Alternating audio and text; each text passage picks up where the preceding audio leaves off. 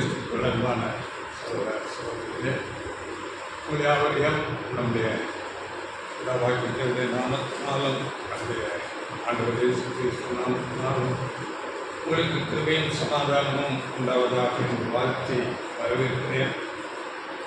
இந்த நாளில் நம்ம உலகம் முழுவதிலும் நம்முடைய ஆண்டவர் இயேசு கிறிஸ்து மரணத்தை ஜெயமாய் வென்று உயிர்த்தெடுத்த ஒரு நாளாக எல்லாம் கொண்டாடுகிறார்கள். நாம் அப்படியாக ஒரு நாளில் கூடி வந்திருக்கிறோம். இது ஒரு மகிழ்ச்சியான, அதாவது முழு மனக்குலத்துக்கு மரணம் என்கிற ஒரு சிறையிலிருந்து விடுதலை கிடைத்த ஒரு சந்தோஷமான நாள். மரணத்தை யாராலும் ஜெயிக்க முடியாத ஒரு நிலையில் இருந்தார்கள். மனுக்குலம் முழுவதுமே மரணம் என்கிற ஒரு சிறைக்குள்ளாக அடைக்கப்பட்டிருந்தார்கள். ஆனால் ஆண்டவர் இயேசு கிறிஸ்து மரணத்தை ஜெயித்து எழுந்ததினால் இந்த மனுக்குலம் முழுமைக்கும் இப்பொழுது மரித்திருக்கிற ஏற்கனவே மரித்த எல்லா மனுஷர்களுக்கும் மரணம் ஒரு நித்திரையாக மாறினார். அவர்கள் நல்ல ஒரு ஆழ்ந்த நித்திரையில தூக்கத்தில் இருக்கிறார்கள். ஒரு நாள் வரும், அந்த நாளிலே நம்முடைய ஆண்டவர் இயேசு கிறிஸ்து மிகுந்த வல்லமையோடு வந்து அவர்களை அப்படியே உயிரோடு எழுப்பி வரும்படியாக செய்வார். அந்த நாளிலே எல்லாருக்கும் ஒரு மகிழ்ச்சியான ஒரு தருணமாக இருக்கும். இதை எல்லாரும் பார்க்க போகிறார்கள். இந்த உலகமே பார்க்க போகிறது. அப்பொழுதுதான் நம்முடைய ஆண்டவர் இயேசு கிறிஸ்துவின் மேன்மை, அவருடைய மகத்துவம் எவ்வளவு என்பதை இந்த உலகமே அறிவோம். இந்த நாளிலே நாம் மாத்திரம் அறிந்திருக்கிறோம், அநேகர் அறியாமல் இருக்கிறார்கள். அதில் நாம் இந்த நாளிலே அந்த உயிர்த்தெழுதல் பற்றிய ஒரு செய்தியை நாம் இந்த நாளிலே பார்க்க போகிறோம். நம்முடைய பரிசுத்த வேதம் மாத்திரமே இந்த மனுஷன் மரித்தோரிலிருந்து உயிர்த்தெழுந்து வருவான் என்ற ஒரு சத்தியத்தை போதிக்கிறதாக இருக்கிறது. வேறு எந்த மதத்திலும் அப்படிப்பட்டதான ஒரு போதனை இல்லை.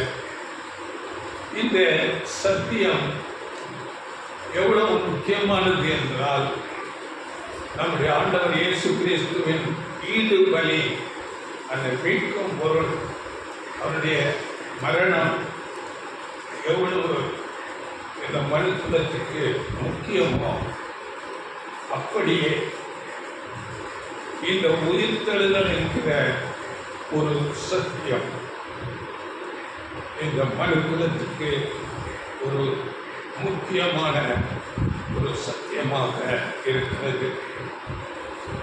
இந்த நாளிலே நாம் உயிர்த்தெழுதல் என்ற தலைப்பில் அநேக ஒரு தலைப்புகளை எடுத்து நாம் வேதத்தின் மூலமாக அதற்கு நாம் விடை காண போகிறோம். ரொம்ப இன்ட்ரெஸ்டிங்கான ஒரு சில தலைப்புகளை எடுத்து நாம் அதன் மூலமாக வேதத்தில் உள்ள இந்த உயிர்த்தெழுதலின் ஒரு மகிமையை குறித்து நாம் பார்க்க போகிறோம்.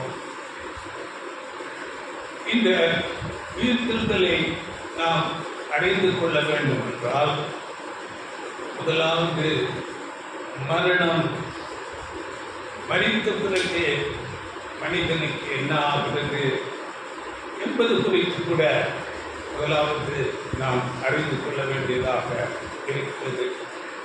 ஏனென்றால் இன்று கிறிஸ்தவர்கள் மத்தியிலே கூட புற மதஸ்தர்களை நாம் விட்டு விடலாம். கிறிஸ்தவர்கள் மத்தியில கூட மரித்தோர் என்ன நிலையில இருக்கிறார்கள் என்பது குறித்து பலவிதமான சிந்தனைகள், நம்பிக்கைகள் இருக்கிறது நாம் பார்க்கிறோம். அதனால முதலாவது ஒரு கேள்வி நாம் எதற்கு நாம் கேள்வியாக வைக்கிறோம் என்றால், இந்த உலகத்திலே சுமாராக 500க்கும் அதிகமான மதங்கள் இருக்கிறது என்று சொல்லுகிறார்கள். அந்த மதத்தை பின்பற்றுகிறவர்களுடைய நம்பிக்கை எப்படி இருக்கிறது என்றால், மரித்தவர்கள் அவர்கள் இந்த சரீர பிரகாரமாக மரித்தார்கள். ஆனால் ஆவியின் சரீரத்தில் அதன் பிறகு இருப்பதாக ஒரு நம்பிக்கையில இருக்கிறார்கள். சரீரத்திலே மரித்து ஆவியில அவர்கள் ஜீவனோடு தான் இருக்கிறார்கள் என்பது போன்ற ஒரு நம்பிக்கை. ஆனால் நம்முடைய வேதம் சொல்லுகிறது, மரித்த மனுஷன் ஒன்றும் அறியார். இதற்கு நாம் பரிசுத்த ஆதாரங்களை பார்க்க போகிறோம். அவன் மண்ணிலிருந்து எடுக்கப்பட்டான், அவன் மண்ணுக்கு திரும்புவான் என்று வேதம் சொல்லுகிறது. அந்த மனுஷன் மீண்டும் நம்முடைய ஆண்டவர் இயேசு கிறிஸ்துவின் ஈடு கிரயத்தின் புண்ணியத்தினால மீண்டும் அதே மனிதன் உயிர் தெளிந்து வருவான் என்று பரிசுத்த வேதம் மிகவும் தெளிவாக சொல்லுகிறது. அதே மனிதன் எப்படி மரித்தானோ அதே மனிதன் அதே யோசனையில உயிர் தெளிந்து வருவான். இது நம்முடைய பரிசுத்த வேதம் மாத்திரமே அந்த ஒரு சத்தியத்தை, ஒரு கருத்தை சொல்லுகிறதாக இருக்கிறது. இது எப்படி என்பதை குறித்து முதலாவது நாம் பார்க்க போகிறோம். அடுத்ததாக இரண்டாவது, மரித்து போன பில்லியன் கணக்கான ஜனங்கள் பல வருடங்கள் ஆண்டவர் இயேசு கிறிஸ்து வருவதற்கு முன்பதாக கூட பல கோடி ஜனங்கள் மரித்து போயிருக்கிறார்களே, அவர்கள் எங்கே இருக்கிறார்கள்? அவர்கள் இப்பொழுது என்ன நிலையிலே இருக்கிறார்கள் என்பதை குறித்து நாம் அநேக வேத வசனங்களின் ஆதாரங்களின்படி நாம் இந்த நாளில் பார்க்க போகிறோம். மூன்றாவதாக, ஆண்டவர் இயேசு கிறிஸ்து அவருடைய மரணத்தை எல்லாரும் பார்க்கும் விதமாக சிலுவையிலே அவர் மரித்தார். ஆனால் பாருங்கள், ஆண்டவர் இயேசு கிறிஸ்துவின் உயிர்த்தெழுதல் அந்த சீசர்களுக்கு மாத்திரமே காணும் விதமாக அவர் தரிசனமானார். ஒரு இடத்திலே 500 பேருக்கும் அதிகமான பேர்களுக்கு ஒரே நேரத்தில் தரிசனமானார் என்று கூட வசனம் சொல்லுகிறது.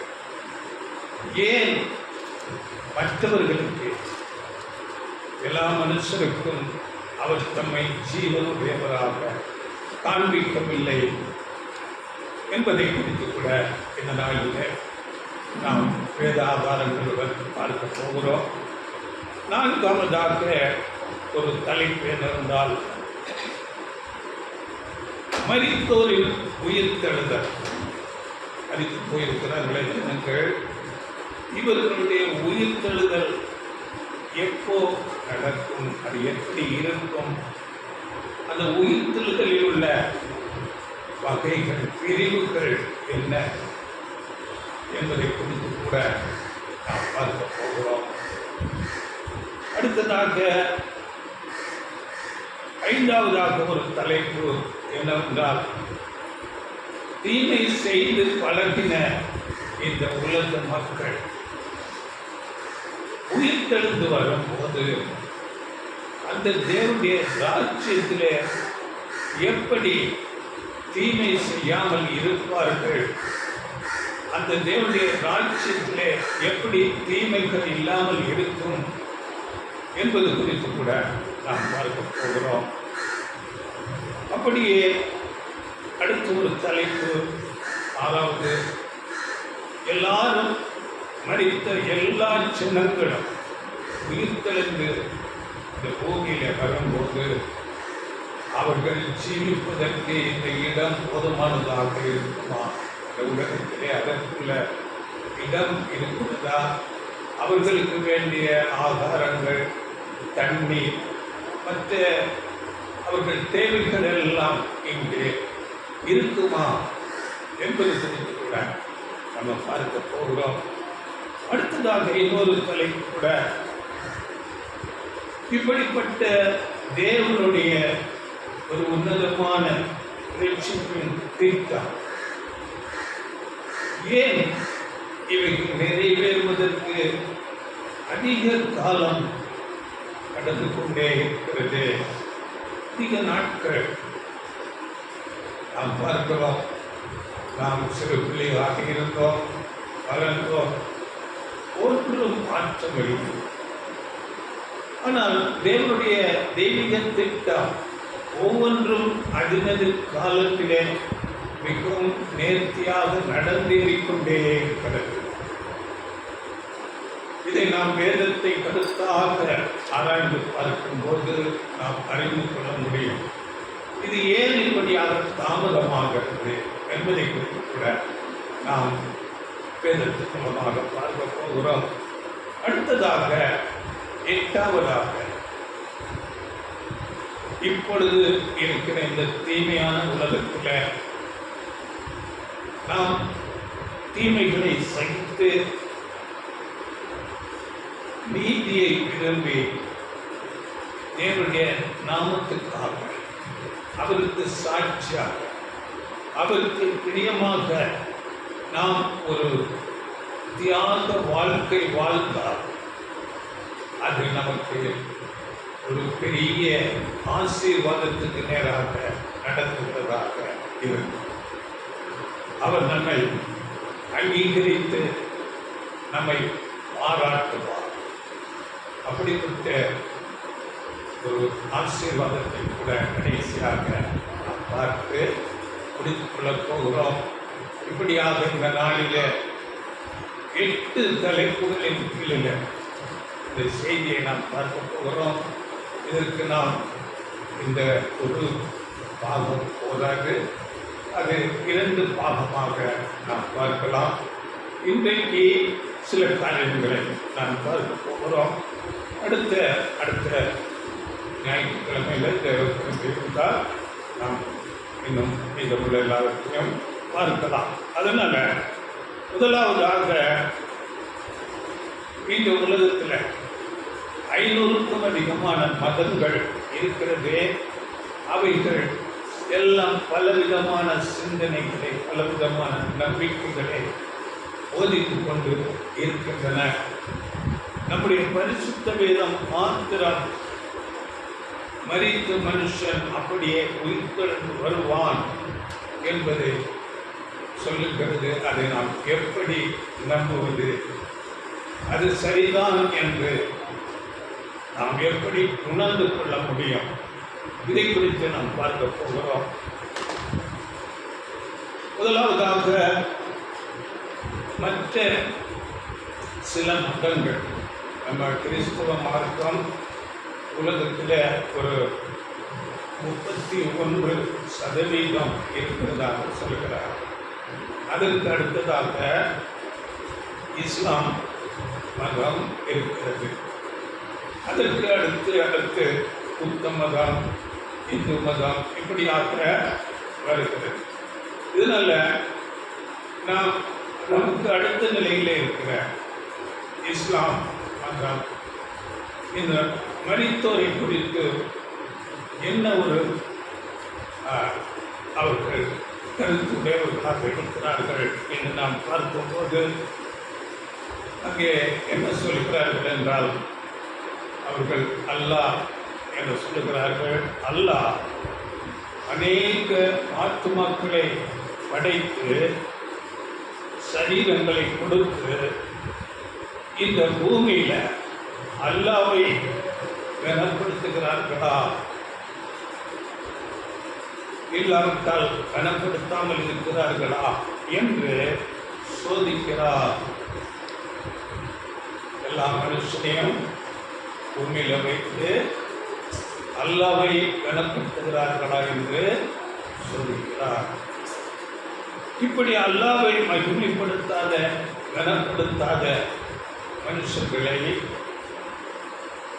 அவர் நித்தியமாக நரகத்திலே அங்கே ஆக்கினை கொடுப்பார்.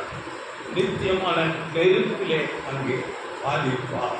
இந்த நெருப்பு நரகம் என்பதை அவர்கள் கோசாக்கு என்று சொல்கிறார். மற்றவர்களை அல்லாஹ்வை கனப்படுத்தி மகிமைப்படுத்தினவர்களை மோட்சத்திலே அங்கே சேர்த்துக் கொள்வார் என்ற ஒரு நம்பிக்கை. இப்படி அவர்களுடைய போதனை இருக்கிறது. அடுத்ததாக நாம் பார்க்கும்போது இந்து மதம், அதை நமக்கு நாம் அறிந்திருக்கிறோம். அவர்களுக்கு மறு ஜென்மம், மனுஷனாக இருக்கிறவன் அறிக்கும் போது வேறு வேறு பிறவி எடுப்பதாக அவர்கள் நம்புகிறார்கள். பூனையாக, மாடுகளாக, இந்த நாயாக, இப்படி காக்காவாக, இப்படி புனர்ஜென்மம் என்று சொல்லுகிறார். இதுல மனுஷனாக இருந்து நல்ல காரியங்களை செய்தால் அவருக்கு ஒரு நல்ல பிராமணராக பிறப்பார்கள். அந்த பிராமணனாக இருந்து அந்த வாழ்க்கையில நல்லது செய்தால் அவர்கள் பிரம்மாவோடு ஐக்கியப்படுவார்கள். இது இந்த பிறவி ஒரு சுழற்சியாக நடந்து கொண்டே இருக்கும் என்று ஒரு சோதனை நம்பிக்கை. இதுதான் இந்து மார்க்கத்துடைய நம்பிக்கையாக இருக்கிறது. இதே புத்த மதம். புத்த மதம் கூட இதை போலவே உள்ள ஒரு சிந்தனை. இந்து மார்க்கத்தில் எப்படிப்பட்ட ஒரு நம்பிக்கை வைத்திருக்கிறார்களோ இந்த மறுபிறவி, புனர்ஜென்மம் என்று சொல்லப்படுகிற இப்படிப்பட்டதான பல பிறவிகளை எடுத்து கடைசியாக அங்கே பிரம்மாவோடு அங்கே சேர்வதாகவே புத்த மதத்தில் கூட அப்படிப்பட்ட ஒரு சிந்தனை இருக்கிறது. இப்பொழுது நாம் நம்மை பற்றி கிறிஸ்தவர்கள் கூட அநேக பிரிவினைகள் இருக்கிறதை நாம் அறிந்திருக்கிறோம். அதில் மெஜாரிட்டி வகுப்பார் ரோமன் கத்தோலிக்க, இவர்களுடைய ஒரு நம்பிக்கை எப்படி என்றால், ஒரு மனுஷன் மரித்தவுடனே தேவனுடைய சிங்காசனத்துக்கு முன்பாக தீர்ப்புக்காக போய் இருப்பார். அங்கே இவர் செய்த காரியங்கள் அங்கே பார்க்கப்படும். ஒரு நன்மை அதிகம் செய்திருக்கிறாரா, இல்லாவிட்டால் தீமை அதிகம் செய்திருக்கிறாரா என்று அங்கே சோதித்து பார்க்கப்படும். ஆனால் பெரும்பான்மையான ஜனங்கள் அங்கே பரலோகத்துக்கு போகிற அளவுக்கு நன்மை செய்திருக்க மாட்டார்கள். சிலர் செய்திருப்பார்கள். அப்படிப்பட்டவர்கள் பரலோகத்துக்கு போய்விடுவார்கள். மீதமுள்ள ஜனங்கள், அநேகமான ஜனங்கள், அவர்கள் நரகத்துக்கு போகிற அளவுக்கு தீமை செய்திருக்க மாட்டார்கள்.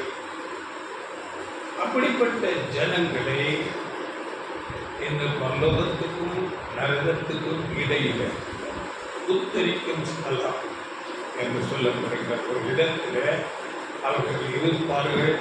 அங்கு கூட உபத்திரவங்கள் இருக்கும். அங்கிருந்து அவர்கள் பக்குவப்பட்ட பிறகு தகுதியை அடைந்த பிறகு பரலோகத்துக்கு போவார்கள் என்ற ஒரு இது வேதத்தில் இல்லாத ஒரு போதனை. உத்தரிக்கும் ஸ்தலம் என்கிற அப்படிப்பட்ட ஒரு போதனையே அது பொய்யான போதனை. இதற்கு அவர்கள் நவம்பர் 2 தானே, நவம்பர் 2 மடித்தவரை அங்கே நினைவு கூறுகிற கல்லறை திருநாள் என்றெல்லாம் அங்கே படையல் இருக்கிறது. அவர்கள் அந்த ஆத்மாக்கள் அங்கே வருவார்கள், புசிப்பார்கள் என்றெல்லாம் ஒரு நம்பிக்கை. இது ஒரு மூடனம். வேதத்தின்படி நாம் பார்க்க போகிறோம் உண்மை என்ன என்பதை குறித்து.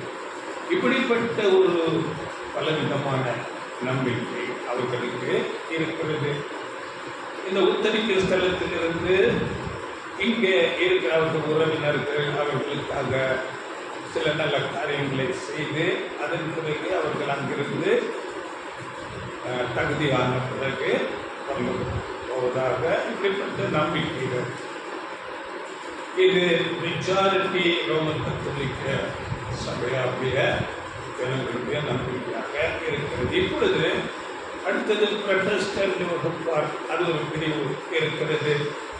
இவர்களுடைய நம்பிக்கை எப்படி இருக்கிறது என்றால், மரித்து போகிற ஜனங்கள் அந்த ஆத்மா பொய்களை பாரிக்கொண்டே இருக்கும். மரணத்தில் பொய்களை பாரிக்கொண்டிருப்பார்கள். அந்த ஆண்டவர் இயேசு கிறிஸ்துவினுடைய நியாயத்திற்கு நாளிலே வந்து அவர்கள் செய்த நன்மைக்கு நன்மையாக இருந்தால் பரலோகத்துக்கு போவார்கள். தீமை செய்தவர்கள் இன்னும் எல்லா ஜனங்களும் நரகத்துக்கு போய்விடுவார்கள். இது அந்த புரொட்டஸ்டன்ட் அந்த பிரிவினருக்கு நம்பிக்கை. இன்னும் வேறு சில பிரிவுகள் இருக்கிறது. இவர்கள் அவர்களுடைய நம்பிக்கை எப்படி என்றால், மரித்தவுடனே அவர்கள் செய்த நன்மைக்கு தீமைக்கு ஏற்றாது பரலோகத்துக்கு மோட்சத்துக்கு போவார்கள் என்பது குறித்து. மோட்சம் இல்லாவிட்டால் நரகம், நன்மை செய்திருந்தால் மோட்சம் இல்லாவிட்டால் நரகம். இப்படியாக எல்லாரும் நரகத்துக்கு போய்விடுவார்கள். கிறிஸ்தவர்கள் அல்லாத எல்லாரும் நரகத்துக்கு போய்விடுவார்கள். அப்படிப்பட்ட ஒரு நம்பிக்கை. இப்படிப்பட்ட நம்பிக்கை எல்லாம் புறமதஸ்தர் எப்படிப்பட்ட நம்பிக்கை உடையவர்களாக இருக்கிறார்கள் என்று பார்த்தோம். கிறிஸ்தவ அநேக பிரிவுகளிலே ஒவ்வொருவருடைய நம்பிக்கை குறித்து நாம் பார்த்தோம். இந்த நம்பிக்கைகள் எல்லாம் எப்படி வந்தது என்று நாம் பார்க்கும்போது, ஒரு தவறான ஒரு போதனை. அது எப்படி என்றால், மனுஷனுக்குள்ளாக ஒரு ஆத்மா இருக்கிறது, அந்த ஆத்மா சாகாது. இந்த மனிதன் சரீரத்தில் மறித்த உடனே அது சாகாமல் இருக்கிற அந்த ஆத்மா அது எங்கேயாவது போய் இருக்கத்தான் வேண்டும். அது வந்து பரலோகம் போக வேண்டும், இல்லாவிட்டால் உத்தரிக்கும் தலம், இல்லாவிட்டால் நரகம், இப்படியாவது எங்கேயாவது இருக்க வேண்டும் என்ற ஒரு போதனை. ஆத்மா சாகாது என்ற ஒரு போதனை. ஆனால் உண்மையாகவே இதுதான் கிறிஸ்தவர்களிலே 99% கிறிஸ்தவர்களுடைய ஒரு போதனை நம்பிக்கை. வேதம் என்ன சொல்லுகிறது என்றால், பாவம் செய்கிற ஆத்மா சாகும். படித்து பாருங்கள், எசேக்கியேல் 18:4. பாவம் செய்கிற ஆத்மா சாகும் என்று சொல்லப்பட்டது. ஆனால் மனுஷர் கிறிஸ்தவர்கள், மற்றவர்களுக்கு கொடுங்கள், கிறிஸ்தவர்களுடைய நம்பிக்கை ஆத்மா சாகாது. எசேக்கியேல் 18:4. இதோ எல்லா ஆத்மாக்களும் என்னுடையவைகள், தகப்பனின் ஆத்மா எப்படியோ அப்படியே மகனின் ஆத்மாவும் என்னுடையது. பாவம் செய்கிற ஆத்மாவே சாகும். வசனம் தெளிவாக சொல்லுகிறது, பாவம் செய்கிற ஆத்மாவே சாகும். அப்படி என்றால் சில பேர் கேட்கலாம், பாவம் செய்கிற ஆத்மா தான் சாகும். வேதத்தின்படி எல்லாரும் பாவம் செய்து தேவன் மகிமை அற்றவர்களான ஆதாமுக்குள் எல்லாரும் பாவிகள். தாவீது சொல்றாரு, என் தாய் என்னை பாவத்திலே கர்ப்பம் தரித்தார். பாவத்திலே நாம் பிறக்கிறோம். ஆதாம் பாவம் எல்லாருக்கும் அப்படியே வருகிறது. பாவம் செய்கிற ஆத்மாவே சாகும். இது ஏன் அப்படிப்பட்ட சிந்தனை வந்துவிட்டது என்றால், மனுஷனுக்குள்ள ஒரு ஆத்மா இருக்குது. இந்த ஆத்மா என்றால் என்ன என்று புரிந்து கொள்ளாத ஒரு நிலை, ஒரு மனநிலை. அதுதான் நமக்கு இப்போ ஆத்மா என்றால் என்ன என்பது குறித்து நாம் முதலாவது சிருஷ்டிப்பில் நாம் பார்க்கும்போது ஆதியாகமத்தில் பாருங்கள், ஆதியாகமம் 2:7 வேதத்தின்படி தெளிவாக சொல்லப்பட்டிருக்கிறது, மனுஷனே ஒரு ஆத்மா. படிக்கலாம் 2:7. தேவனாகிய கர்த்தர் மனுஷனை பூமியின் மண்ணினாலே உருவாக்கி ஜீவ சுவாசத்தை அவன் நாசியிலே ஊதினார். மனுஷன் ஜீவாத்மாவானான். மனுஷன் ஜீவ ஆத்மா ஆனான். மனுஷனே அந்த ஆத்மா. நம்ம கூட்டத்துக்கு அநேக ஆத்மாக்களை கூட்டிக்குவாங்க அப்படின்னா, ஆத்மாவை எங்க கேள்விப்படுகிறது? நீங்கள் ஒரு ஆத்மா, நான் ஒரு ஆத்மா, இல்லையா?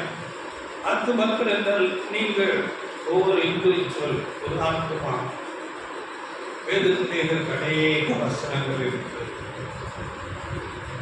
அதாவது தேவன் மண்ணினாலே ஒரு உருவத்தை செய்கிறது, அதிலே தன்னுடைய ஜீவ சுவாசம், அவருடைய வல்லமை, சுவாச காற்று, ஜீவ சக்தி, அதை ஊதும் போது அங்கே அவன் ஜீவாத்மா, ஜீவனாகி அவன் செயல்படுகிற ஒரு மனுஷனாக. இதுதான் ஆத்மா. அதனால நம்ம இதை குறித்து ஒரு பாடமே நம்ம இந்த இங்க கொடுத்திருக்கிறோம். ஆவி, ஆத்மா, சரீரம் என்பது குறித்து அநேக வசன ஆதாரங்களோடு நம்ம கொடுத்திருக்கிறோம். இதை நீங்கள் கொடுத்திருக்கிறவர்கள் இதை கற்றுக்கொள்ளுங்கள். அப்படியே நாம் பாருங்கள், பிரசங்கி 12ஆம் அதிகாரம் 7ஆம் வசனத்தில் அங்கே என்ன சொல்லப்பட்டிருக்கு பாருங்கள். இவ்விதமாய் மண்ணானது தான் முன்னிருந்த பூமிக்கு திரும்பி ஆவி தன்னை தந்த தேவதத்துக்கு மறுபடியும் போகாததற்கு முன்னும் அவரை உன் வாலிப பிராயத்திலே நினை. சரீரம் எங்க போகுது? மண்ணு. ஆவி தேவன் கொடுத்த அந்த ஜீவ சக்தி தேவதத்துக்கு போகாத சொல்லுங்கள். ஜீவ சுவாசம் தேவன் அந்த நாசியில் ஊதினாலே தேவனுடைய ஒரு சக்தி, வல்லமையை அங்கே அந்த ஜீவ சுவாசம் தேவனுக்கு. இந்த ஆவி என்பது ஒரு பொருளாக அல்ல, அது தேவனுடைய ஒரு வல்லமை. அது தேவனிடத்தில் போகும். இது எப்படி என்றால், நான் உதாரணத்துக்கு சொன்னால், நான் ஒரு வீடு இல்லை ஒரு நிலத்தை நான் குத்தகையாக 50,000 ரூபாய் கொடுத்து 5 வருடம் என்று குத்தகைக்கு நான் வாங்குகிறோம் என்றால், அந்த 5 வருடம் முடிந்த பிறகு அந்த வீடோ நிலமோ அது உரிமைக்காரருக்கு ஆட்டோமேட்டிக்காக போயிடும், இல்லையா? அப்படியே தேவன் நமக்கு ஒரு சரீரத்தை கொடுத்து அந்த ஆவியை கொடுத்திருக்கிறார், ஜீவனை கொடுத்திருக்கிறார். ஒரு குறிப்பிட்ட காலம் இந்த பூமியிலே அவர் வைத்திருக்கிறார். அந்த குறிப்பிட்ட காலத்துக்கு பிறகு அந்த சரீரம் மண்ணுக்கு போய் விடுகிறது. அது தானாகவே அந்த ஜீவன் தேவனுக்கு. இதுதான் இங்கே நாம் பார்க்கும்போது இதற்கு அநேக வசனங்கள் இருக்கிறது. யோபு 12:10 சகல மனுஷரின் ஆவியும் அவருடைய கரங்களிலே இருக்கிறது என்று சொல்லப்படும். சகல ஜீவராசிகளுடைய ஆவி தேவனுடைய அந்த வல்லங்கள் அவருடைய கரங்களிலே இருக்கிறது. இந்த என்னாகவும் 16ஆம் அதிகாரம் 22ஆம் வசனத்தில் மாம்சமான யாவருடைய ஆவிகளுக்கும் தேவனே என்று அங்கே பேசப்படுகிறது. மாம்சமான யாவருடைய ஆவிகளுக்கும் தேவன், எல்லா மனுஷருடைய ஆவிகளுக்கும் தேவன். அந்த ஆவி தேவனிடத்திலே போய்விடுகிறது. அப்படியே இந்த சரீரம் மண்ணுக்கு போய்விடுகிறது. இந்த சரீரம் நமக்கு தெரியும், அநேக செல்களால் ஆனது. அந்த ஒவ்வொரு செல்களிலும் அந்த மனுஷன் எப்படிப்பட்டவன், அவருடைய கேரக்டர் அதில் இருக்கும். அப்படிங்களா? ஒரு செல் இதை கூட பாரன்சிக் என்று சொல்லுகிறார்கள். மனுஷனுடைய பல்லில் ஒரு தலைமுடியை வைத்து அவன் யாரு என்ன என்று கண்டுபிடித்திருக்கிறார். மனுஷன் யாருமே அப்படி கண்டுபிடித்திருக்கிறார். அதனால மனுஷன் உயிர்த்தெழுந்து வரும்போது தேவன் அந்த ஆவியை கொடுப்பார். அந்த மண்ணில் போன சரீரத்தை மீண்டுமாக ஒரு புதிய சரீரத்தை கொடுப்பார். இதை குறித்து கூட 1:15-38 படிங்கள். 1:15-38. அதற்கு தேவன் தமது சித்தத்தின்படியே மேனியை கொடுக்கிறார். தமது சித்தத்தின்படியே மேனியை கொடுக்கிறார். ஏனென்றால் மரித்தோர் உயிர்த்தெழுதல் அநேக வாக்கியங்கள் இருக்கிறது. ஆவிக்குரிய சரீரத்தில் உயிர்த்தெழுதுகிற ஒரு வகுப்பார் உண்டு, மீதமுள்ளவர்கள் பூமிக்குரிய வகுப்பார். அதனால் அதற்கு ஏற்ற ஒரு சரீரத்தை தமது சித்தத்தின்படியே அவர் மேனியை கொடுக்கிறார். அப்படியே அவர் தம்முடைய ஆவியை திரும்ப. அப்படியே நாம் ஆண்டவர் இயேசு கிறிஸ்துவில் பார்க்கிறோம். அங்கே சிலுவையிலே அவர் மரணம் அடையும் போது தன் ஜீவனை இந்த ஆவியிடத்திலே ஒப்புக் கொடுக்கிறார். இதாவே ஆவியே என்று ஒப்புக் கொடுத்தார். 3ஆம் நாளிலே அங்கே அந்த ஆவியை திரும்ப ஆண்டவர் இயேசு கிறிஸ்துவுக்கு கொடுத்து அவரை உயிரோடே எழுதி. பிதாவாகிய தேவன் மகா வல்லமையும் ஞானமும் உள்ளவராக இருக்கிறார். அவருடைய வல்லமை குறித்து வசனம் சொல்லுகிறது. ரோமர் 4ஆம் அதிகாரம் 17ஆம் வசனத்தில் மரித்தோரை உயிர்ப்பித்து இல்லாதவைகளை இருக்கிறவைகளை போல அழைக்கிறவர். குறிப்பிட்டவர் மரித்தோரை உயிர்ப்பித்து இல்லாதவற்றை, சரீரம் மண்ணோட மண்ணா போயிடுச்சு, உதைச்சு அங்கே ஒன்றும் இல்லை, எரிச்சுட்டாங்க ஒன்றுமே இல்லை, இல்லாதவைகளை இருக்கிறவைகளை போல அழைக்கிறார். பார்த்தீங்களா? அதனால ஆண்டவர் இயேசு கிறிஸ்துவின் உயிர்த்தெழுதல் இதை குறித்து கூட அநேக நம்பாமல் இருந்தார்கள். அநேக கேள்விகள் வந்தது. கொரிந்து சபைக்கு அங்கே அப்போஸ்தலன் பவுல் எழுதும் போது 15:12 அங்கே சொல்லுகிறார், பாருங்கள், ஒரு வகுப்பார் அங்கே ஆண்டவர் இயேசு கிறிஸ்து உயிர்த்தெழுதலை அவர்கள் நம்பாமல் இருந்தார்கள். அப்படிங்கள், கிறிஸ்து மரித்தோரிலிருந்து எழுந்தார் என்று பிரசங்கிக்கப்பட்டிருக்க மரித்தோரின் உயிர்த்தெழுதல் இல்லை என்று உங்களில் சிலர் எப்படி சொல்லலாம்? பார்த்தீங்களா? இதை குறித்து நாம் பார்க்க போகிறோம். அநேகருக்கு ஏன் ஆண்டவர் இயேசு நம்முடைய உயிர்த்தெழுந்த அந்த ஒரு காட்சியை சாட்சியாக காட்டவில்லை என்பதை குறித்து நம்ம பார்க்க போகிறோம். அங்கே அப்படிப்பட்ட ஒரு வகுப்பார் இருந்திருக்கிறார்கள் அப்போஸ்தலர்கள் காலத்திலேயே. எப்படி நீங்கள் சொல்லலாம் உயிர்த்தெழுதல் இல்லை என்று? இந்த கொரிந்து சபையார் அந்த நாட்களில் அப்போஸ்தலர்கள் இருக்கும் காலத்திலேயே உயிர்த்தெழுதல் இல்லை என்று சொல்கிறார். அதற்கு காரணம் என்ன என்று பார்க்கும்போது, அந்த நாட்களில் அங்கே கிரேக்க தத்துவ ஞானிகள் இருந்தார்கள் அநேகர். அவர்கள் மிகுந்த ஞானத்திலே தேறினவர்களாக இருந்தார்கள். அவர்களை ஜனங்கள் மிக கனப்படுத்தி வைத்திருந்தார்கள், இந்த மரியாதை கொடுப்பார்கள். அவர்கள் பெரிய ஞானிகள். அப்படி ஒரு ஞானி, ஒரு தத்துவ ஞானி பிளேட்டோ என்பவர் என்ன சொல்லுகிறார் என்றால், மனிதர்கள் மரிக்கிறது இல்லை, அவர்களுக்கு மரணம் இல்லை என்ற ஒரு தத்துவத்தை அங்கே சொல்லுகிறார்.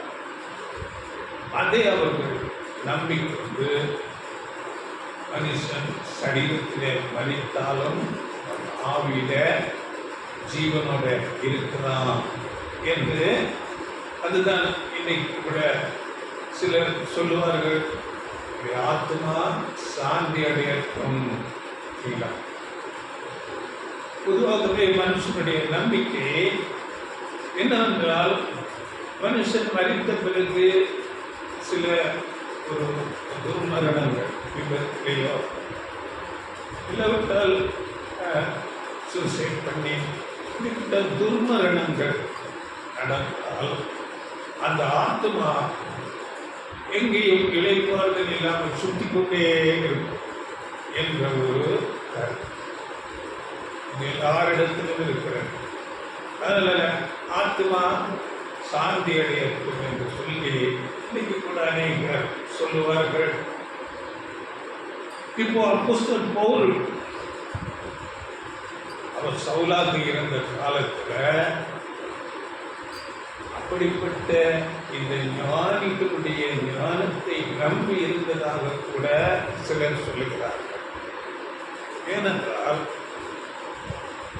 அப்போஸ்தலன் பவுல் சவுலாக இருக்கிற காலத்துல கிறிஸ்தவர்களை தேடி தேடி தேடி அங்கு உபத்திரவம் கொடுத்து கொண்டே இருந்தார். சிறையில் பிடித்து அடைக்கிறது, அடிக்கிறது, உதைக்கிறது, இப்படிப்பட்ட ஒரு காரியத்தை அவர் செய்து கொண்டிருக்கிறார். ஏனென்றால் ஆண்டவர் இயேசு உயிர்த்தெழுந்தார் என்று எல்லாரும் அவர் பிரசங்கித்துக் கொண்டிருக்கிறார்கள். இவருடைய சிந்தனையில் ஆண்டவர் இயேசு அவர் மரித்தார், அதை குறித்து இனி பேசக்கூடாது, அவர் ஒன்றுமில்லை, இந்த சிந்தனையிலே இருந்தவர். ஆனால் பாருங்கள், ஒரு நாள் வருகிறது,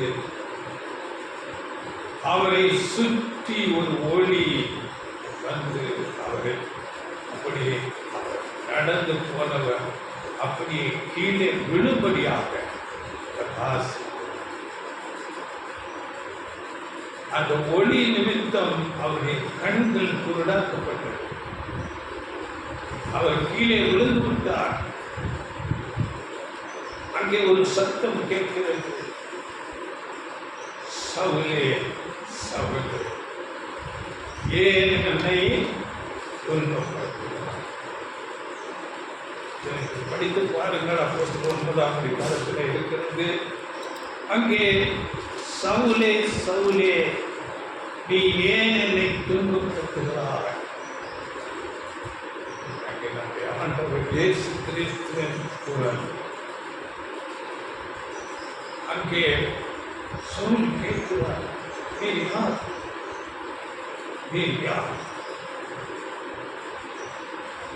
இவர் கிறிஸ்தவர்களை துன்பப்படுத்தும்படியாக போய்கொண்டிருக்கிறார். அங்கு சொல்லப்படுகிறது, நீ துன்பப்படுத்துகிற இயேசு நான்,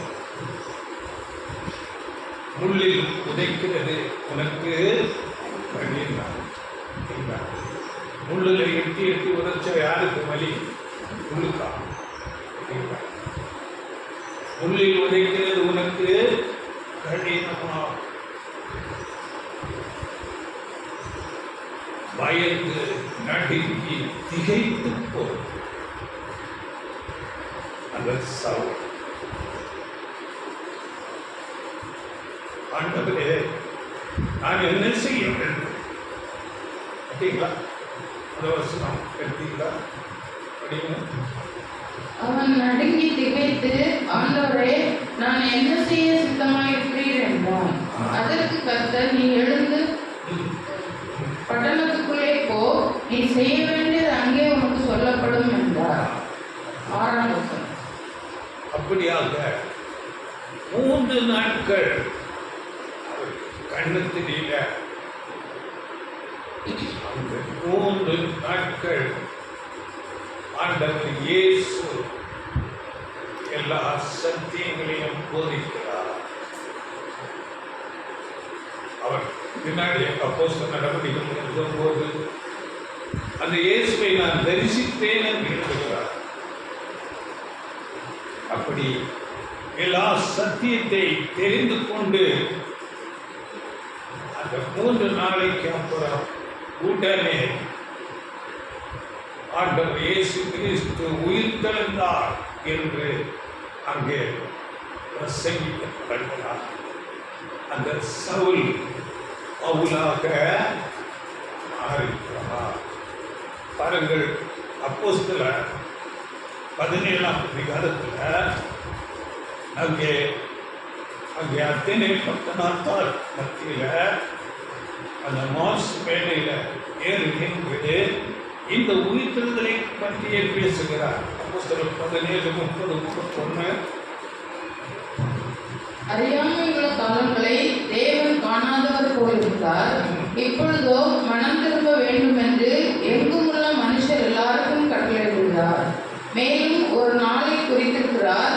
அதிலே அவர் தாம் நியமித்த மனுஷனை கொண்டு பூலோகத்தை நீதியாய் நியாயந்தீர்ப்பார். அந்த மனுஷனை மரித்தோரிலிருந்து எழுப்பினதினாலே அந்த நிச்சயத்தை எல்லாருக்கும் விளங்க பண்ணினார் என்றார். அந்த மனுஷனை மரித்தோரிலிருந்து எழுப்பினதினாலே அதன் நிச்சயத்தை எல்லாருக்கும் விளங்க பண்ணினார்.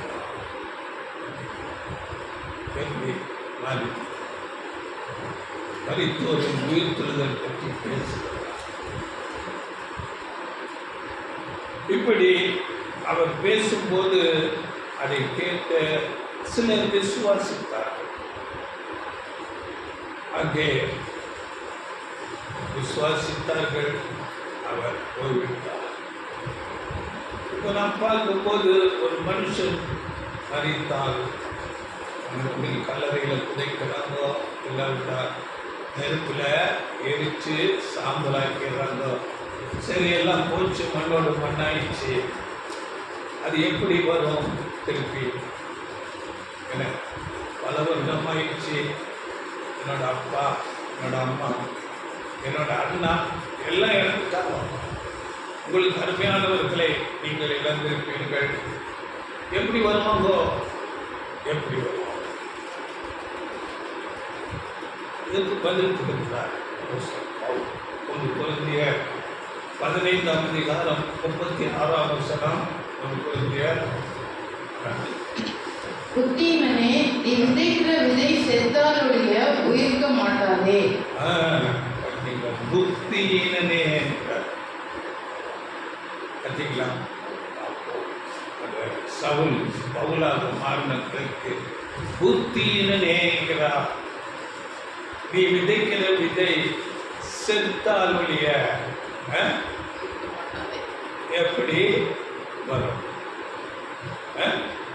அப்படியே பாவத்தின் சம்பளம் மரணம், சாவு. சாவாய்க்கு எல்லாரும் மரிக்கிறார்கள். அப்படி மரித்தவர்கள் மரணம் எப்படி வந்தது? ஆதாம். வசனம் நமக்கு தெளிவாக இருக்கிறது. 1 கொரிந்தியர், இதை நம்ம படிக்க வேண்டாம், எல்லாருக்கும் தெரியும். 15, 21, 22 ஆதாமத்தில் ஆதாமுக்குள் எல்லாரும் மரிக்கிறது போல கிறிஸ்துவுக்குள் எல்லாரும் மரித்தோர் எல்லாரும் உயிர்த்தெழுந்து. இதிலே 37ஆம் வசனம், நீ விதைக்கிற போது இனி உண்டாகும் மேனியை விதையாமல் கோதுமை அல்லது மற்றொரு தானியத்தினுடைய வெறும் விதையை விதைக்கிறாய். பார்த்தீங்களா? அதாவது நம்ம கோதுமையோ அரிசி நெல் விதைக்கிறோம், அது எப்படி அப்படியே நெல்லாக வருதா இல்லையா? ஒரு செடி முளைத்து அதன் பிறகு அப்படியே மரித்தோர் போயில இல்லாமல் போயிடுறாங்க. அதன் பிறகு ஒரு புதிய மேனி, பலவீனமாக வியாதிப்பட்ட சரீரம் பூமியில் விதைக்கப்படுது. அது முளைத்து எழும்பும் போது ஒரு புதிய சரீரத்தை கொடுப்பார். வியாதி இல்லாத, பலவீனம் இல்லாத, சோர்ந்து போய் இல்லாமல் நல்ல பலத்தோட. யோபு புஸ்தகத்தில் படிக்கிறோம், வயசாகி மரித்தவர்கள் அதே மனநிலையிலே எழுந்தாலும் திரும்ப வாழ வயதுக்கு வருவார்கள், வாலிப வயதுக்கு வருவார்கள். தேவன் அப்படி வைத்திருக்கிறார். அப்படி அவர்கள் உயிர்த்தெழுந்து வருவார்கள். 42ஆம் வசனம், மரித்தோரின் அதிலே ஒன்று 15 மரித்தோரின் உயிர்த்தெழுதலும் அப்படியே இருக்கும். அழிவுள்ளதாய் விதைக்கப்படும், அழிவில்லாததாய் எழுந்திருக்கும். பிரயோஜனம் இல்லை, வியாதிப்பட்டாயிடுச்சு, அப்படி போய் அப்படியே செத்து போச்சு. சரி, ஆனால் ஆண்டவர் ஒரு புதிய மேன்மையை கொடுப்பார். இதுதான் தேவனுடைய திட்டத்தின் மேன்மை. மகான் ஞானமுள்ள தேவன், அன்பு மனதும் உள்ள தேவன். மனுஷனை அப்படியே கொஞ்ச நாள் வாழ்ந்து வியாதிப்பட்டு அப்படியே அவன் கஷ்டத்தில் அப்படியே மறித்து போகணும் என்றார்கள். திரும்பி எழுந்து அவன் தேவனை அறிக்கிற அறிவை பெற்றுக்கொண்டு நீதி நியாயத்தை கற்று தேறி தேவனுடைய சித்தம் செய்து இந்த பூமியில நித்தியமாக வாழ வேண்டும், நித்திய காலமாக சந்தோஷமாக வாழ வேண்டும். இதுதான் தேவனுடைய திட்டமாக இருக்கிறது. அதனால தேவன் அப்படியே கொண்டு வருவார். இப்போ பாருங்க, இந்த மனுஷன் அங்கே மரித்து போகிறார். இந்த திருப்பி உயிர்த்தெழுதல் பற்றி பேசும்போது அங்கே ஆண்டவர் இயேசு கிறிஸ்துவின் உயிர்த்தெழுதல் நடக்கவில்லை என்று அங்கே சொல்வதற்கு மூல காரணம் அங்கேயே துவங்கிவிட்டது சாத்தானுடைய வேலை. ஆண்டவர் இயேசு கிறிஸ்து மரித்து அந்த சரீரத்தை கொண்டு அங்கே புதிய கல்லறையில் வைத்தார்கள். அங்கே காவல் காக்கிறார்கள் சேவகர்கள். அந்த கல்லறைக்கு சீர் வைத்து விட்டார்கள். சேவகர்கள் அங்கே சுட்டு வைத்து காவல் காத்து கொண்டிருக்கிறார்கள். அங்கே தூதன் வந்து அங்கே கல்லை புரட்டி அவர்கள் அதிர்ச்சி அடைந்து அங்கே செத்தவர்கள் போலானார்கள் என்று சொல்லப்பட்டிருக்கிறது. ஆனால் அங்கே ஒரு சாத்தானால் போய் அங்கே பிரசங்கிக்கப்படுகிறது. அங்குள்ள அந்த வேத பாரகர் பரிசேயர்கள் வந்து என்ன செய்கிறார்கள்? மத்திய 28:12 மத்திய 28:12 இவர்கள் மூப்பரோட கூடி வந்து ஆலோசனை பண்ணி சேவகருக்கு வேண்டிய பணத்தை கொடுத்து, நாங்கள் நித்திரை பண்ணுகையில் அவருடைய சீஷர்கள் ராத்திரியிலே வந்து அவனை களவாய் கொண்டு போய் விட்டார்கள் என்று சொல்லுங்கள். அங்கே தொடங்கிய சாத்தானுடைய பொய் போதனை. அவர்களுக்கு வேண்டிய பணத்தை கொடுத்து நாங்கள் தூங்கிட்டு இருந்தோம். அப்போ அவங்க சீசர்கள் எல்லாம் வந்து அந்த சரீரத்தை எடுத்துட்டு போயிட்டாங்க சொல்லுங்க. ஆனால் பாருங்கள், அதுலேயே அந்த 14-15 வருஷங்கள் படிக்கின்ற பேச்சு எங்கே இருக்குது? அப்போ அந்த யூதருக்குள்ள அந்த பேச்சு அப்படியே ஆயிடுச்சு. அப்படி பாருங்க. இது தேசாதிபதிக்கு கேள்வியானால் நாங்கள் அவரை சம்மதப்படுத்தி உங்களை தப்புவிப்போம் என்றார்கள். அவர்கள் பணத்தை வாங்கிக் கொண்டு தங்களுக்கு போதிக்கப்பட்டபடியே செய்தார்கள். இந்த பேச்சு யூதருக்குள்ளே இந்நாள் வரைக்கும் பிரசித்தமாய் இருக்கிறது. இந்த பேச்சு அந்த பொய் இந்நாள் வரைக்கும் அப்படியே, இந்நாள் வரைக்கும்னா இன்னைக்கு கூட யூதர்களுக்கு அப்படிப்பட்ட ஒரு நம்பிக்கை இல்லை. பொய், சாத்தானுடைய பொய். இந்த வேடிக்கையாக சொல்லுவார்கள், அதாவது சத்தியம் உண்மை எழுப்பி செப்பல் போட்டு கிளம்புறதுக்குள்ள பொய் எழுந்து ஊரெல்லாம் சுற்றி கொண்டு வந்துடுவோம் இல்லையா? பொருளை பேசுறது இவையெல்லாம் ரொம்ப வேகமாக பரவிடும். அப்படியே இந்த சாத்தானால் சொல்லப்பட்ட பொய் இன்று வரையில் அவர்கள் உணர்ந்து கொண்டார்களே இருக்கிறது. அப்படி அதில் உங்களுக்கு 15-14 அங்கே அந்த உயிர்த்தெழுதல் பற்றி அங்கே பவுல் சொல்லும்போது என்ன சொல்றீங்க? கிறிஸ்து எழுந்திருக்கவில்லை என்றால் எங்கள் பிரசங்கமும் விருதா, உங்கள் விசுவாசமும் விருதா. எல்லாமே அடுத்த சொன்னோம். மரித்தோர் உயிர்த்தெழாவிட்டால் தேவன் எழுப்பாத கிறிஸ்துவை அவர் எழுப்பினார் என்று நாங்கள் தேவனை குறித்து சாட்சி சொன்னதினாலே தேவனுக்காக பொய் சொல்கிறவர்களாகவும் காணப்படுவோமே. பொய் சொல்கிறோம். எல்லா பிரசங்கங்களுடைய பிரசங்கம் விருதா, இந்த விசுவாசம் விருதா, எல்லாம் வேஸ்ட்டு. நாங்களும் பொய் சொல்லுவர்கள் ஆகிடுவோமே. இதை குறித்து நாம் பொதுவாக பிராக்டிக்கலாக இதை குறித்து நாம் யோசித்தால் பாருங்கள், இயேசுவின் சீசர்கள் அவரோடு இருந்தவர்கள் சாதாரண மனிதர்கள் இல்லையா? மீன் பிடிக்கிறவர்கள் சாதாரண மனிதர்கள். ஆனால் அவர்களுக்கு எதிர்த்து நின்று அங்கே இயேசுவை கொலை செய்தவர்கள், அதிகாரத்தில் இருக்கிறவர்கள், எதிர்பார்க்கர்கள், பரிசேயர்கள், சதுசேயர்கள், பிரதானாசாரி, இப்படிப்பட்ட அதிகாரத்தில் இருக்கிறவர்கள் அவரை கொலை செய்து அந்த சரீரத்தை அடக்கம் பண்ணி காவல் காக்கிறார்கள் சேவகர்களை கொண்டு. அந்த இடத்துல சீசர்கள் எல்லாம் பயந்து நடுங்கி ஓடி போகிறார்கள். என்ன நம்ம ஏதாவது செய்திட போறாங்க என்று பயந்து ஓடுகிறார்கள். வீட்டுக்குள்ள பூட்டிக் கொண்டு இருக்கிறாங்க. அதற்கு பிறகு ஜீவனத்துக்குள்ளாக வேலை பார்க்க போயிட்டாங்க, மீன் பிடிக்க போயிட்டாங்க. இவர்கள் வந்து அந்த சரீரத்தை திருட முடியுமா?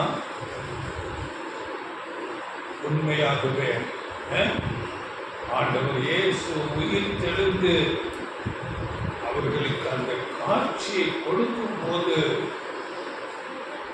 அவர்கள் மீண்டும் பலனடைந்து அங்கே ஒரு உறுதி அவர்களுக்குள் வருகிறது, ஒரு வைராக்கியம் வருகிறது. அதன் பிறகு அவர்கள் பயந்து கொண்டு இல்லை, அவர்கள் தைரியமாக அங்கே பிரசங்கித்தார்கள். அப்படிப்பட்ட அந்த சீசர்கள் அதன் பிறகு தங்கள் ஜீவனை குறித்து கவலைப்படவில்லை. எல்லாரும் இரத்த சாட்சிகளாக மறைத்தார்கள். எப்படி உயிர் தொழுதலின் காட்சியை கண்டது மாத்திரமல்ல, அவர்களுக்கு அங்கே பரிசுத்த ஆவி கொடுக்கப்பட்டது. ஆண்டவர் இயேசு முன் அவர்களுக்கு சொல்லியிருந்த எல்லா காரியங்கள் அவர்கள் மனதிலே அங்கே பேசப்பட்டது. அங்கே லூக்கா 22:30 சொல்லும் போது ஆண்டவர் இயேசு வாக்கு பண்ணியிருக்கிறார், நீங்கள் என் ராஜ்யத்திலே என் பந்தியில் போஜனம் பண்ணி இஸ்ரவேலரின் 12 கோத்திரங்களையும் நியாயம் தீர்க்கிறவர்களாக சிங்காசனங்களிலே உட்கார்வீர்கள். இவையெல்லாம் அவர்களுக்கு அங்கே நினைவூட்டப்பட்டது. அவர்கள் புது பலனடை தங்கள் ஜீவனையும் பாராமல் அங்கே பிரசங்கித்தார்கள். எல்லா தேசத்துக்கும் புறப்பட்டு ஆண்டவர் இயேசு கிறிஸ்துவின் கட்டளையை கேட்டுக்கொண்டு அவருடைய நாமத்தை பிரசங்கிக்கும்படியாக அவர்கள் நம்பினார். தேவன் நம்முடைய ஆண்டவர் இயேசு கிறிஸ்து நம்மேல் கொண்ட அன்பு, அதில் ஒரு சீசனை இந்திய தேசத்துக்கு, அதுவும் குறிப்பாக தமிழகத்துக்கு, கேரளாவில் வந்ததாக சொல்லுகிறார்கள். அறிஞர்கள் தமிழகத்தில் வந்திருக்கிறார். இங்கே தோமே அலை அங்கே மறித்ததாக தேவனுடைய அன்பு அப்படிப்பட்ட ஒரு காரியத்தை செய்திருக்கிறது. அதனால இதே காரியத்தை அங்கே அப்போஸ்தலர் பேதுரு கேட்கிறோம், நாங்கள் எல்லாவற்றையும் விட்டு உங்க பின்னாடி வந்தோமே, எங்களுக்கு என்ன கிடைக்கும் என்று சொல்லும் போது இதே காரியத்தை சொல்லுகிறார். படிங்க மத்திய 19:27, மத்திய 19:27.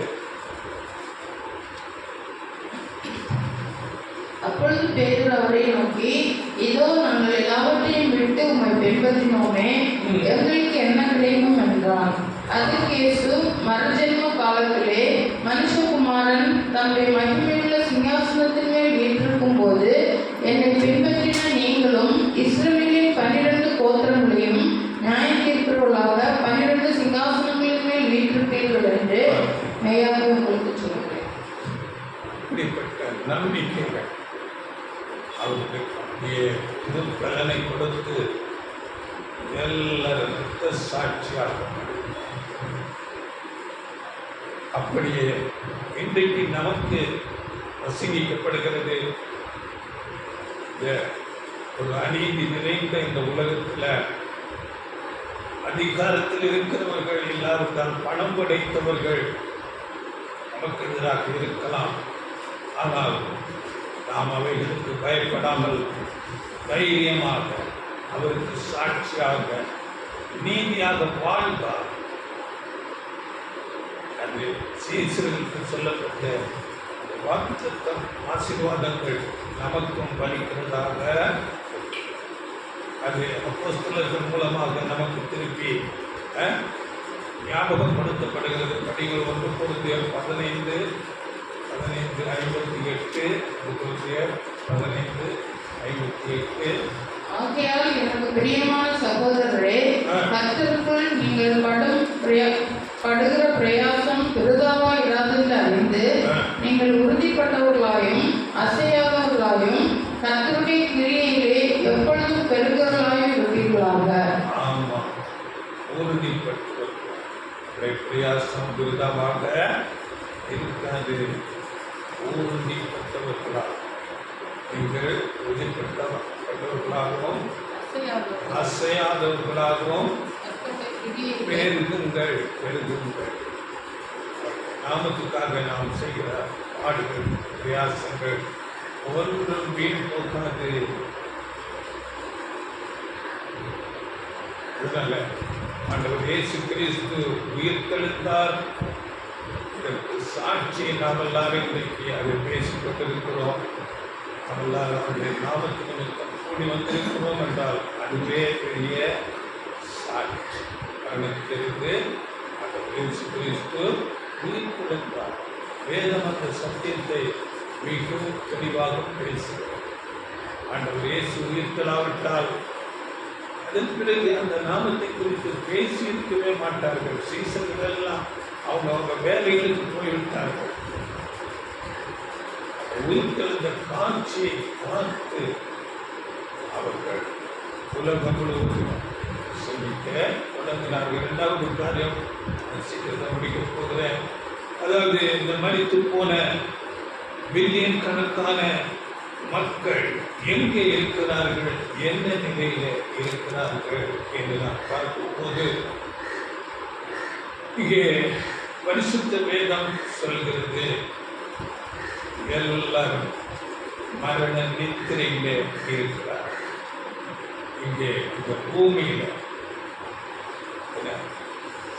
RIP என்று ரெஸ்ட் இன் பீஸ், சமாதானத்துக்குள்ள போய் ரெஸ்டிலே இருக்கிறார்கள், சமாதியிலே இருக்கிறார்கள், இந்த மண்ணிலே இருக்கிறார்கள். பிரசங்கி வசனம் படிக்கிற வேகமா, பிரசங்கி 3ஆம் அதிகாரம் 19 21.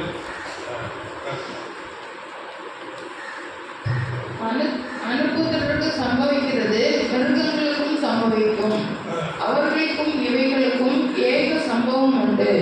இவைகள் சாகிறது போலவே அவர்களும் சாகிறார்கள். ஜீவன்களுக்கெல்லாம் சுவாசம் ஒன்றே, மிருகத்தை பார்க்கிலும் மனுஷன் மேன்மை உள்ளவன் அல்ல. எல்லாம் மாயே, எல்லாம் ஒரே இடத்திற்கு போகிறது, எல்லாம் மண்ணிலே உண்டாகிறது, எல்லாம் மண்ணுக்கு திரும்புகிறது. உயர்ந்தேறும் மனுஷனுடைய ஆவியையும் தாழ பூமியில் இறங்கும் மிருகங்களுடைய ஆவியையும் அறிகிறவன் யார்? எல்லாமே மண்ணுக்கு, மண்ணிலே தோன்றி மண்ணுக்கு, மிருகத்துக்கும் மனுஷனுக்கும் வித்தியாசம் இல்லைன்னு சொல்லி எல்லாம் மண்ணிலே போகிறது.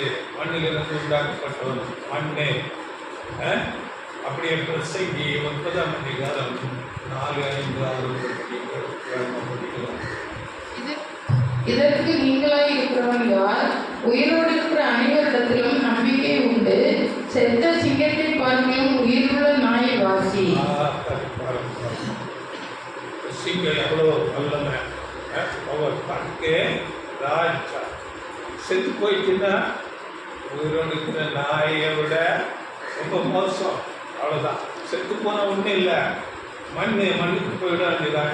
அடுத்த 5, உயிரோடு இருக்கிறவர்கள் தாங்கள் மரிப்பதை அறிவார்களே, மரித்தவர்கள் ஒன்றும் அறியார்கள், மரித்தோர் ஒன்றும் அறியார்கள், இனி அவர்களுக்கு ஒரு பலனும் இல்லை, அவர்கள் பெயர் முதலாய் மறக்கப்பட்டிருக்கிறது.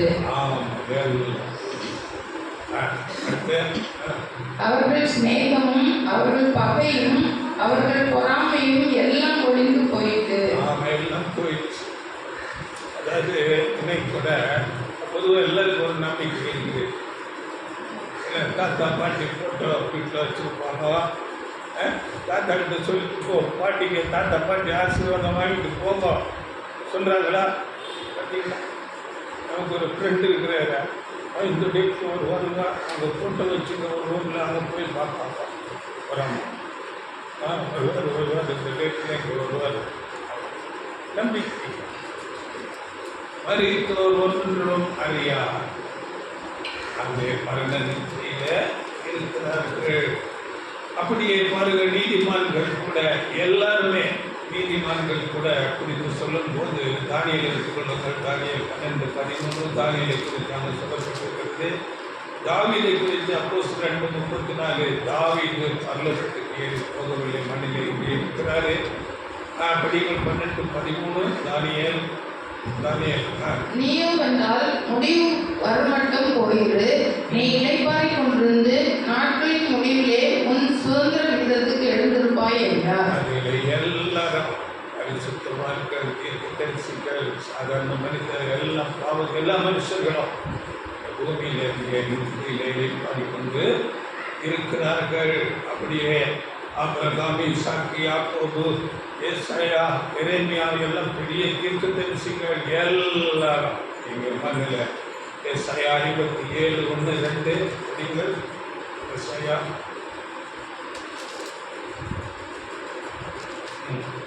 நீதிமான் மடிந்து போகிறான், ஒருவரும் அதை மனதில் வைக்கிறதில்லை. புத்திமான்கள் எடுத்துக்கொள்ளப்படுகிறார்கள், ஆனாலும் தீங்கு வராததற்கு முன்னே நீதிமான் எடுத்துக்கொள்ளப்படுகிறான் என்பதை சிந்திப்பாரில்லை. நேர்மையாய் நடந்தவர்கள் சமாதானத்துக்குள் பிரவேசித்து தங்கள் படுக்கைகளில் இளைப்பாறுகிறார்கள். யோபு 14:10 கூட மனுஷனோ என்றால் செத்த பின் ஒளிந்து போகிறான், மனுபுத்திரன் ஜீவித்து போன பின் அவன் எங்கே? அவன் ஜீவித்து போன பின் அவன் எங்கே? அவன் உயிர் போன பின் எங்கே அவர்கள் என்று படிக்கிறது. படித்து போன பிறகு என்ன 11-12 படிக்கிறார்கள். யோபு தண்ணீர் ஏறி இருக்கும் வடிந்து வெள்ளம் வற்றி சுவரி போகிறது போல மனுஷன் படுத்து கிடக்கிறான். வானங்கள் உழைந்து போகும் அளவும் எழுந்திருக்கிறதும் இல்லை, நித்திரை தெளிந்து விழிக்கிறதும் இல்லை. எப்படி தண்ணி போட்டா இடத்துல போட்டா அப்படியே வத்தி வறண்டு போகிறான், அப்படியே மனுஷன் அங்கே ஒளிந்து போகிறான். வானங்கள் அழியும் வரை அவர்கள், வானங்கள் என்றால் நமக்கு தெரியும், முதலாம் வானம் முதலாம் பூமி ஜலப்புள்ளே அழிஞ்சு போச்சு. இப்போ இரண்டாம் வானம் இரண்டாம் பூமியில் நம்ம இருக்கிறோம், இது கூட அழிஞ்சு போயிடும். அடுத்தது புதிய வானம் புதிய பூமி. அந்த வானம் பூமி வரும்போது அவர்கள் வருவார்கள். அப்படியே தேவன் சிருஷ்டிப்பிலேயே சொல்லிவிட்டார். பாருங்கள், அதிகாரம் 2:17 அங்கே அந்த பழத்தை நீ புசிக்க வேண்டாம், புசிக்கும் நாளில் சாகவே சாவாய் என்று அங்கே சொல்லப்பட்டது. அது அப்படியே மரணம் கணித்து கண்ணுக்குள்ள போயிட்டாங்க, கீழ்படியாக போயிட்டாங்க. அங்கே அதிகாரம் 3:19 நீ மண்ணுக்கு திரும்புவாய், மண்ணுக்கு திரும்புவாய். நீ பூமியிலிருந்து எடுக்கப்பட்டபடியால் நீ பூமிக்கு திரும்ப மட்டும் உன் முகத்தின் வேர்வையால் ஆகாரம் புசிப்பாய், நீ மண்ணாய் இருக்கிறாய், மண்ணுக்கு திரும்புவாய் என்றார். எல்லா மனுஷர்கள் எல்லாம் மறித்து மண்ணில் போய் நிற்கிறையாக. மரணம் என்பது ஒன்றும் செய்ய முடியாத, செயல்பட முடியாத ஒரு நிலை. ஆவியில் அங்கே சுற்றுறான், எங்கே சுற்றுலாம், மோட்சம் போகிறான், நரகம் போகிறான், உத்தரி இதெல்லாம் இல்லை, சரிங்களா? ஒன்றுமே இல்லை மண்ணில் அங்கே. அப்படி இன்றைக்கு பலவிதமான நம்பிக்கைகள் என்ன இன்றைக்கு வருவதற்கு காரணம் என்ன என்று சொல்லும்போது அதுதான் சாத்தானுடைய பொய்.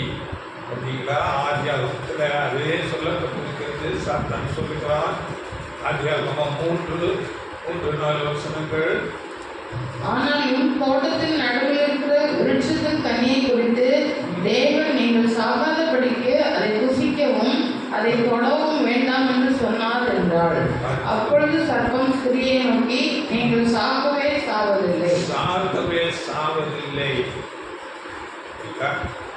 இந்த பொய் தான் இன்றைக்கு எல்லா மனுஷர்களிடத்திலும், எல்லா மத நம்பிக்கைகள், அது கிறிஸ்தவர்களே அப்படியாக நமக்கு சொல்ல ஒரு பாஸ்டர் அப்படியே நடிச்சு காமிக்கிறாங்க சபையில். ஒருத்தர் மனுஷன் அங்கே மறித்தவுடன் அவனை 2 கொம்பு வச்சுக்கின்னு அவனை இழுத்துட்டு போகிறாங்க. அந்த பக்கம் ரெட் லைட் ஏறிது, நெருப்பு அவங்க காணாமல் கொண்டு போடுறாங்க. அப்போது கிறிஸ்தவர்கள் இன்னைக்கு ஊழியக்காரர்கள் யாருக்கு போதனை செய்கிறாங்களோ அந்த சாத்தான் சொன்ன பொய்க்கு ஊழியர் செய்து கொண்டிருக்கிறார்கள். ஜாக்கிரதை, உண்மையாகவே சாத்தானுக்கு ஊழியர் செய்து கொண்டிருக்கிறார்கள். சாத்தான் பொய் சொல்லுகிறான், அந்த பொய்யை ஏற்றுக்கொண்டு அதுக்கு ஊழியம் செய்து கொண்டிருக்கிறார்கள். சங்கீதம் 103:14 நாம் மண்ணென்று அவர் நினைவு கூறுகிறார். 146:4 படிக்கிற சங்கீதம். அவனுடைய ஆவி பிரியும், அவன் தன் மண்ணுக்கு திரும்புவான், அந்நாளிலே அவன் யோசனைகள் அழிந்து போகும். அவன் யோசனைகள் எல்லாம் அழிந்து போகும். அப்படிங்களா? ஒன்றுமே இல்லை, மண்ணு, அவன் மண்ணுக்கு போயிடுவான். ஆவி தன்னை தேவனுக்கு போயிடும். அப்படியே நமக்கு தெரியும், லாசருவை குறித்து மறித்து போய் 4 நாள் ஆயிடுச்சு, நித்திரையில் இருக்கிறான், நான் அவனை எழுப்ப போகிறேன் என்று ஆண்டவர் சொல்லுகிறான். லாசரு நித்திரையில் இருக்கிறான். அப்போது நித்திரையாக இருந்தால் அவன் எழுப்புவானே ஆண்டவரே. நித்திரை இருந்தால் தூக்கம், தூக்கத்தில் இருந்தால் நல்லது தானே ஆண்டவரை, அவனை எழுப்பிடுவான். ஆனால் ஆண்டவர் சொல்கிறாரு, அவன் மறித்து போனான், அவனை நான் எழுப்ப போகிறேன். அங்கே யோவான் 11, அதில் நீங்கள் படித்துக் கொள்ளுங்கள், 11-14. அங்கே 43ஆம் வசனத்தில் அங்கே வரும்போது அது லாசரின் கல்லறை இடத்துல வந்து அங்கே அந்த கல்லறையை பார்த்து கூப்பிட்றார், லாசருவே வெளியே வா. எங்கள் வானத்துக்கு போனான், பல்லத்துக்கு போனான், அப்படியெல்லாம் இல்லை, இங்கேதான் இருக்கிறான், எழுதி வா. அப்படி எழுப்பி வருகிறார். இப்போ அடுத்தது பாருங்கள், ஆண்டவர் இயேசு கிறிஸ்துவின் ஈடு பலி அந்த புண்ணியத்தினால எல்லா மனுஷர்களும் மறிக்கிறவர்கள் அவர்கள் நல்ல ஒரு நித்திரை தூக்கம், ஆழ்ந்த நித்திரை, அவர்களுக்கு ஒன்றும் தெரியாது. இதுதான் வசனங்கள் இருக்கிறது. வசனம் 9:10 எல்லாம் பிள்ளை கனமடைந்தாலும் தெரியாது, ஒண்ணுமே தெரியாது. அப்படியே நமக்கு தெரியும், ஆண்டவர் இயேசு கிறிஸ்து எல்லாரும் மரணத்திலிருந்து உயிர்த்தெழுந்து வருவார்கள். ஏசாயா 26:19 மரித்தோரை பூமி புறப்பட பண்ணும் என்று சொல்லப்பட்டிருக்கிறது. அந்த வசனம் ஏசாயா 26:19. மரித்த உம்முடையவர்கள் பிரேதமான என்னுடையவர்களோட கூட இழந்திருப்பார்கள். மண்ணிலே தங்கியிருக்கிறவர்களே விழித்து கம்பீரியுங்கள். உம்முடைய பனி பூண்டுகளின் மேல் பெய்யும் பனி போல் இருக்கும். மரித்தோரை பூமி புறப்பட பண்ணும். மரித்தோரை பூமி புறப்பட பண்ணும். பூமியில இருக்கிறாங்களோ எல்லாரையும் புறப்பட பண்ணும். ஆண்டவர் ஒரு கமாண்ட் கொடுப்பார். அந்த லாசரு எழுதி வர சொன்னது போல, எங்க அப்பா வாங்க டேவிட் வாங்க கூப்பிடும் போது வெளியே ஓடி வருவார். அருமையானவங்களை நம்ம இழந்துக்கிறோம் இல்லையா? தேவன் அப்படிப்பட்ட காரியத்தை செய்திருக்கிறார். இப்போ நமக்கு ஒரு கேள்வி வரும், என்ன நான் கூட பார்த்துக்கிறேன்.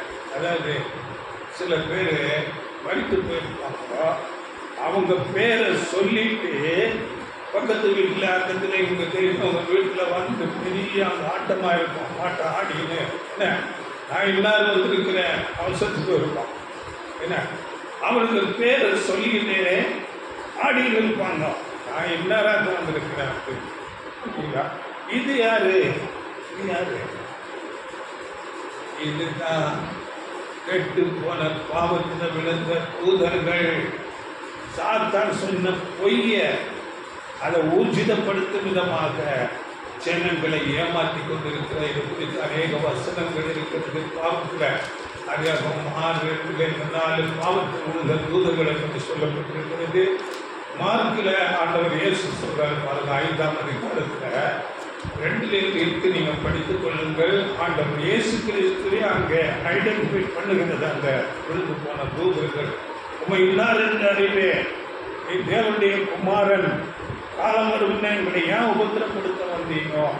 சரிங்களா? இதில் நீங்கள் படித்துக் கொள்ளுங்கள். மார்க் 3ஆம் அதிகாரம் 11-12. அசுத்த ஆவிகள் தன்னை பிரசித்தம் பண்ணாதபடி அங்கே அவைகளை அதட்டினார் ஆண்டவர். அவங்களுக்கு தெரியும் இல்லைங்களா? அதில் நம்ம கண்ணுக்கு தெரியாம இப்படி விழுந்து போன தூதர்கள் சாத்தான் சொன்ன பொய்யை ஊர்ஜிதப்படுத்திக் கொண்டு இது அப்போஸ்தலர்கள் அங்கே ஊழியம் செய்யும் போது கூட அப்போஸ்தலர் 17 படித்து பாருங்கள். 13-16 அங்கே சில மந்திரவாதிகள் வந்து இயேசுவின் நாமத்தில் நாங்கள் அங்கே சொல்கிறோம் நீ ஓடிப்போன்னு சொல்லும் போது அவங்கள கீறி போயிட்டு அவங்க காயப்பட்டவங்களை ஓடி போயிடுறாங்க. அப்படி அசுத்தாவிகள் இன்றைக்கும் அந்த ஆதியில் சொன்ன அந்த சாத்தான் சொன்ன பொய்யை நிரூபித்து கொண்டு இருக்கிறார். அதனால வேதத்துப்படி மரித்தோர் எல்லாரும் நித்திரை, மரண நித்திரையில் மண்ணில் இருக்கிறார்கள். பூமி மரித்தோரை புறப்பட பண்ணும். இது 2வது ஒரு பாயிண்ட். 3வது காரியங்கள் நிறைய இருக்கிறது. நம்ம டைம் ஆயிடுச்சு. இன்னும் அநேக ரொம்ப இன்ட்ரெஸ்டிங்கான பாடம் இருக்குது. இன்னும் நம்ம தலைப்பு சொல்லிட்டு நம்ம வருகிற நாட்களில் நம்ம பார்ப்போம். இயேசுவின் மரணம் எல்லாரும் பார்க்கும்படி இருந்தது. ஆனால் அவருடைய உயிர்த்தெழுதல் சீசர்களுக்கு மாத்திரம் காண்பிக்கப்பட்டது. அது ஏன்? இதை குறித்து நல்ல தெளிவான விளக்கம் கொடுக்கப்படுகிறது. இதை குறித்து தேவ சுத்தம் இருந்தால் இருக்கிற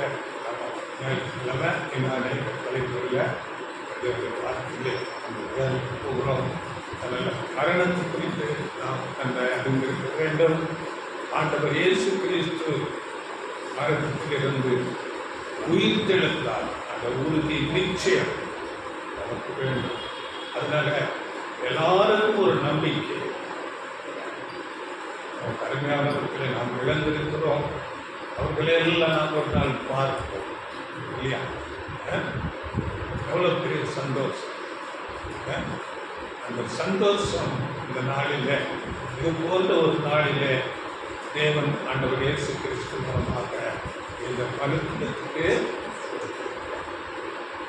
அப்படிப்பட்ட தேவனுக்கு எல்லா துதியும் கனம் மகிமை நம்முடைய ஆண்டவர் இயேசு கிறிஸ்து மூலமாக உண்டாவதாக.